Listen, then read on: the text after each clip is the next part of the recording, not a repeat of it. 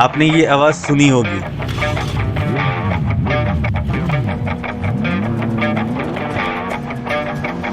क्या ये हॉर्स की दौड़ है या फरारी की स्क्रीम? फरारी के इंजन्स के साउंड को सिम्फनी ऑफ स्पीड बोला जाता है। 1950s से इनकी एग्जॉस्ट ट्यूनिंग ऐसी थी कि हर गियर शिफ्ट एक म्यूजिकल नोट लगता है। आज फरारी 488 GTB जैसे मॉडल्स में 760 Nm टॉर्क और टर्बो चार्ज स्क्रीम सुनने को मिलती है। फरारी का फ्यूचर, फरारी ईवी में भी डिजिटली रिक्रिएट करेगा अपना ये आइकॉनिक साउंड। फरारी चलाना मतलब एक लाइव ओपेरा परफॉर्मेंस है।